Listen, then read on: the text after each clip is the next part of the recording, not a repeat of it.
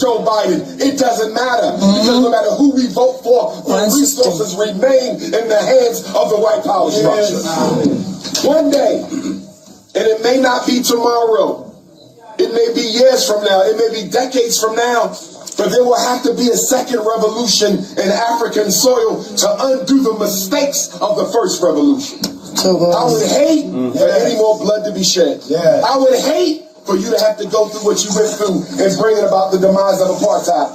But because of bad deals made by African people in secret rooms with white people, because of deals that were cut without your knowledge, the victories that we thought we got in South Africa, we did not get them. And so one day there has to be another revolution. Not just South Africa, but Nigeria. Not just Nigeria, but Ghana and the Congo, all over the continent.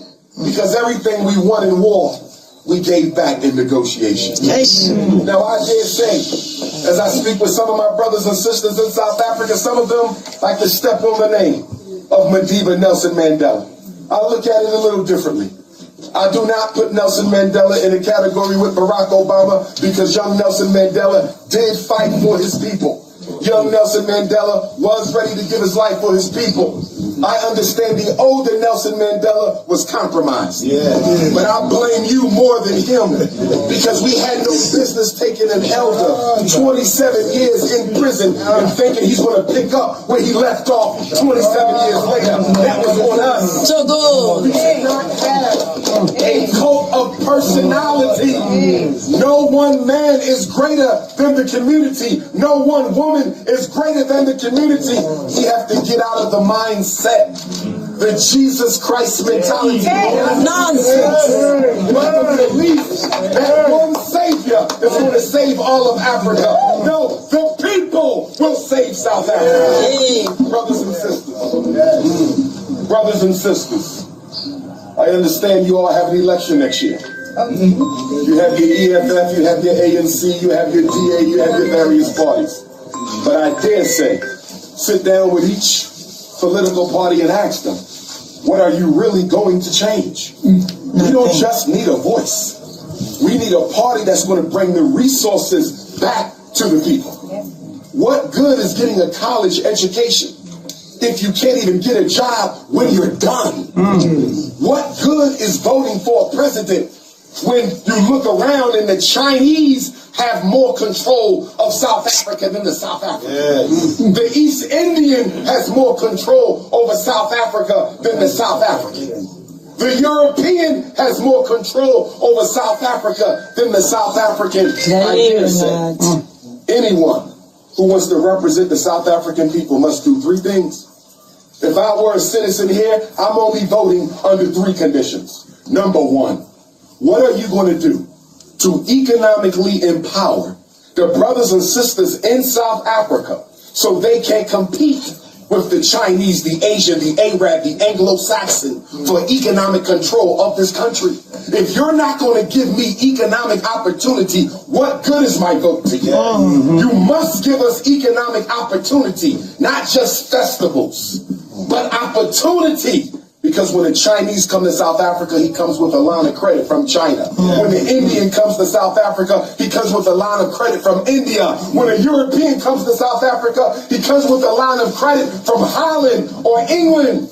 So if we're going to compete and open up businesses, if we're going to open up shops, if we want to make our own computers, if we want to build our own cars, we need a line of credit to do that. And the racist apartheid banks of South Africa are not going to do that because they want to keep us on the bottom. So if you're not giving us economic opportunity, you too are keeping us on the bottom. And follow the money. Follow the resources. Number two, I'm only going to vote for you if you are absolutely committed to redistribution of the wealth of South Africa. Redistribution. Because what they had, they obtained unfairly. It does not belong to them. So unless you redistribute the wealth of South Africa, black South Africa will never get a chance to enjoy heaven in their own homeland. And thirdly, African people. The indigenous South African must be a protected category, not mixed in with no other group. I understand that they now lump Chinese in or Asians in with black people. Never. How can you do that? Black is black. It's not brown. It's not yellow. It's not red. It's not white. Black is black. So until you treat the South African as separate and special from everyone else, until there is an advantage for me being in my own land above and beyond anybody else, don't you dare call me a participant in your democracy. Brothers and sisters, don't get caught up in the campaign chants. Don't get caught up in the campaign and political loyalties. Look long term at the vision of Africa. I want to say this. I believe that the world will never run the way the world is supposed to run until African people are back on top. We're the only people in human history who ever ran this planet with justice. The white man has been in charge for 500 years. He's never ruled with justice. The Chinese are incapable of ruling in justice. The East Indian can't rule in justice. Only the African can rule in justice, brothers and sisters. And because of that, I think that one day there will be a global African revolution. Not just South Africa, not just Congo, not just the United States, not just Brazil, not just Jamaica, but all of us are going to have to raise up and fight together as one race against all the other forces, because you need to understand this. African people, we have no friends, brothers and sisters. We have no friends. In America, they try to sell us the Latino. In America, they try to